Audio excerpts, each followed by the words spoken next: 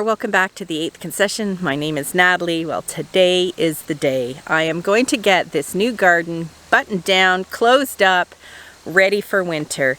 Temperatures are dropping, time is marching on, and I need to get this done so that I don't have to worry when that first snowfall comes, which it always seems to surprise us when it comes.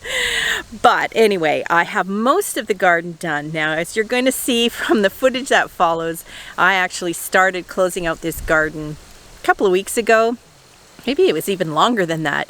You'll see me in different outfits. You'll see different weather. You'll see the garden in various stages because it's been taking me quite a while. Life has gotten in the way. You know how it is. People are busy, other stuff to do, and so I did it bit by bit. But I am finally at the point where I can completely finish off. All I have left to do is to take down the flowers around the gate, the morning glories and the cosmos. I need to pull out a couple of crops that I missed, not crops, a couple of plants. I have the parsley to pull out and a couple of celery plants that I missed. The back where the pumpkins and the corn was, Craig has kindly come along with his whippersnipper and has chopped it really low. I'm going to tarp that for the winter and the spring, and I'm going to see if that is going to help with the spring weeding, because that section back there is determined to go wild. Now, the tarps I got, I know for a fact they're not going to cover this whole section. I'm looking at it now thinking they're really tiny. I'm not sure they're going to cover much at all, but I'm going to use them. Maybe I can find another tarp in the slug hut to do another section, because I don't want to spend weeks and weeks in the spring trying to get those weeds up again. Anyway, that's my plan for today. But first I'm going to show you the footage up until now of all the work I've done to get it to this point. Well, it's mid-September. I still have some harvesting to do. The celery and the turnip and the leeks and the gourds. But for now, I need to start somewhere, and that somewhere is behind me here, which is behind the raised beds, which became a weed haven. The poor corn struggled to grow. Some pumpkins struggled to grow back there.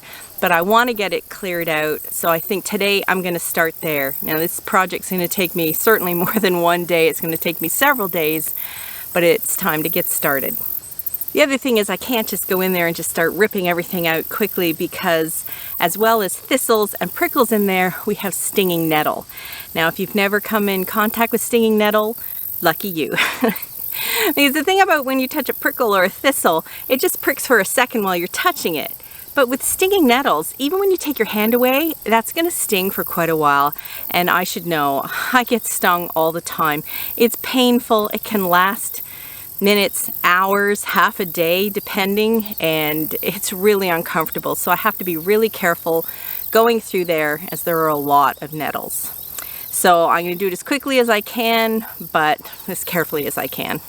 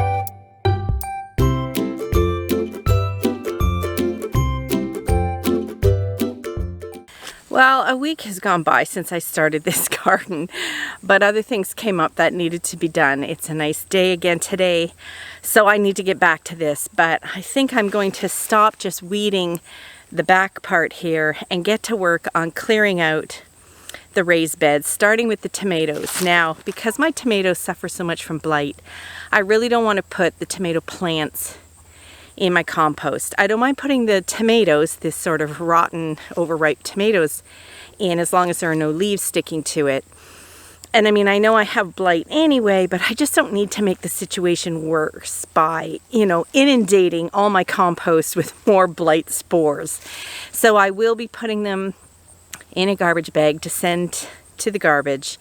And all the other plants, though, I will be just putting in my wagon so they can be composted. The peppers, the flowers, the cucumbers, and all those sorts of things. So before I lose another day, I better get to it.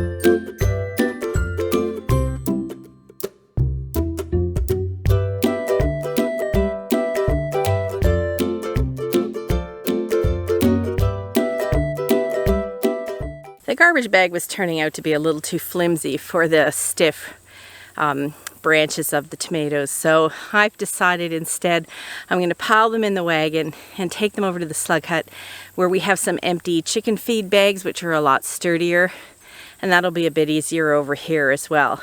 Now, I'm trying to save as many of the green tomatoes as I can. Some of them on the camera might look okay, but they are frostbitten because we've had a couple of nights of 1 degree, which I think is 32, 33 Fahrenheit. And you can see that they're frostbitten and they're just going to rot. So any that were kind of farther underneath, they were a little more protected, and I can save those. But a lot of them have to be composted, so it's too bad, but we did get a great harvest of tomatoes this year.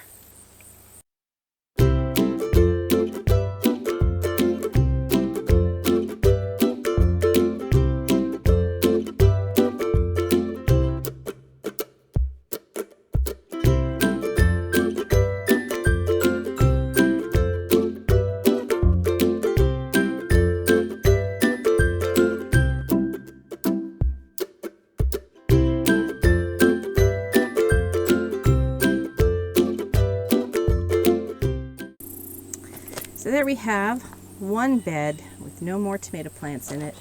The tomato plants are all in my wagon. They're going to be thrown in the garbage. Now, taking the tomato plants and putting them in the garbage is not going to prevent blight from being in my garden.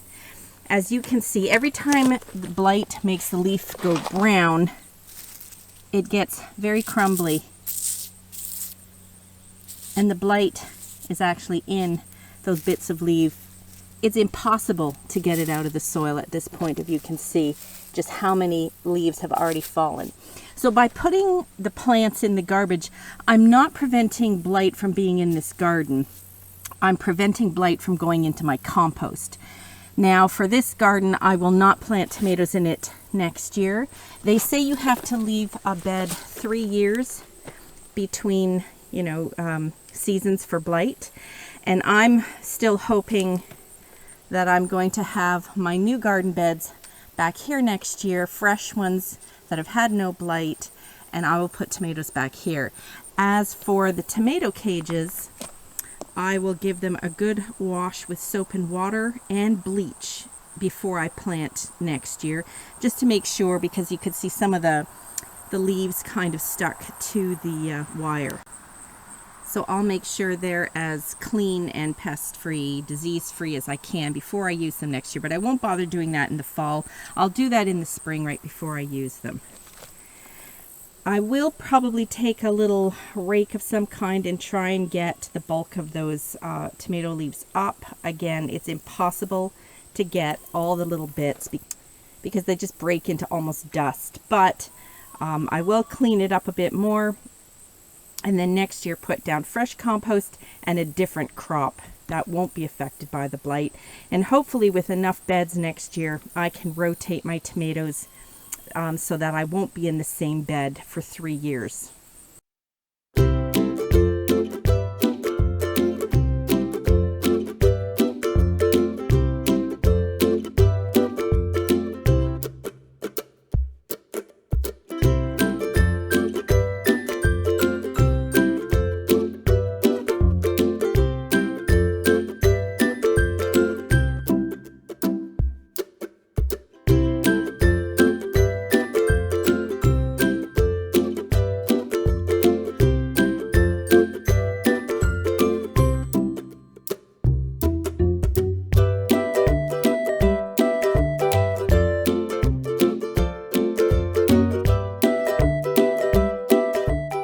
Now that I have all the tomatoes out, I can work on the other things, and they're just going to get piled in the wagon, which I've cleaned out, to go to the compost. So peppers, maybe some of the flowers, we'll see, the cucumbers for sure.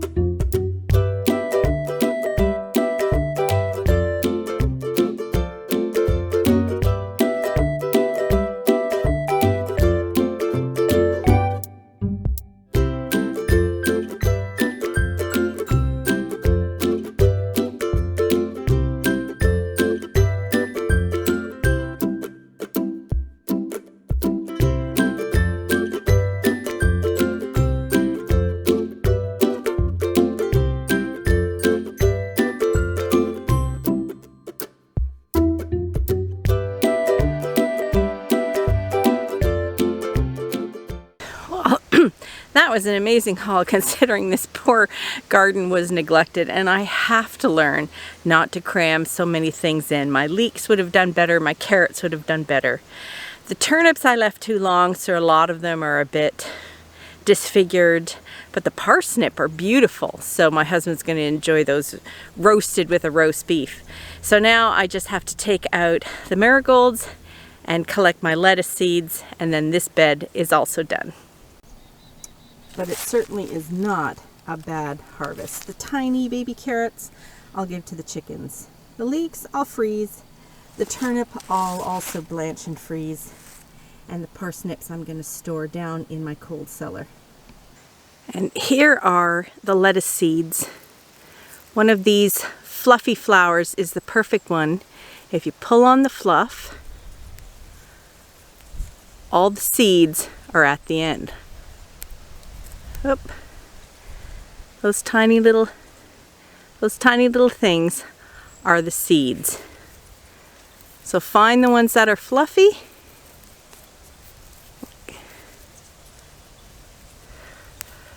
Pull on the fluff,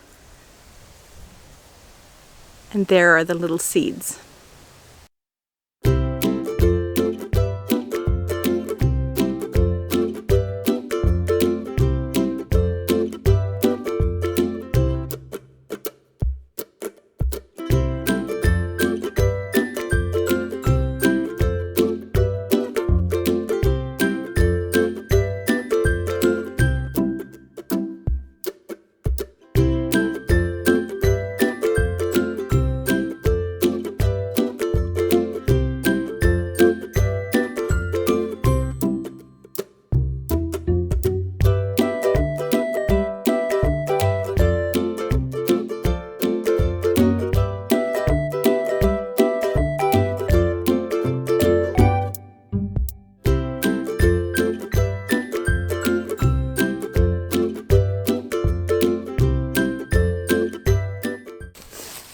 noticed some bits of pottery on the edges of my garden beds.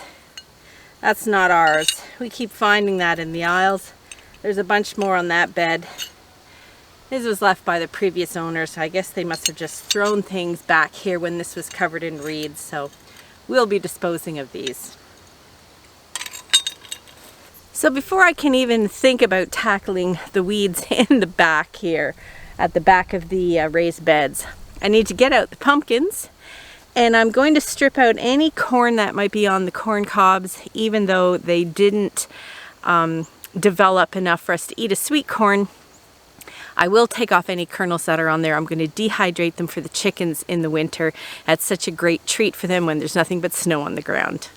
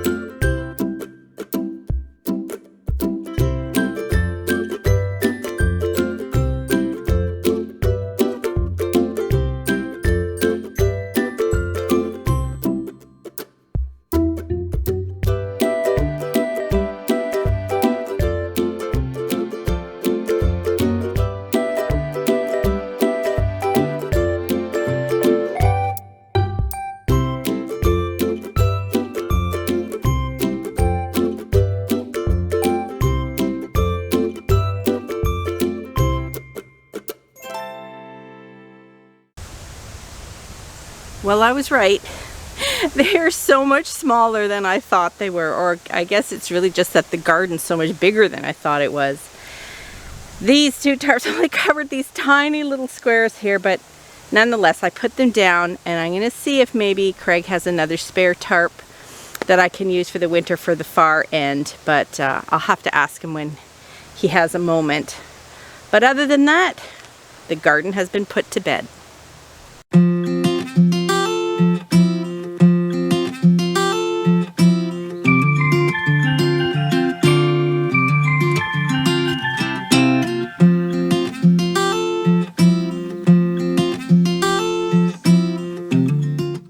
In a way, it's sad to see the garden all empty and quiet, but on the other hand, it is a lot of work, And I am looking forward to getting on to some other projects now that the garden is done. And, you know, there's always reading seed catalogs and looking at websites and dreaming of next year's garden. Bye for now.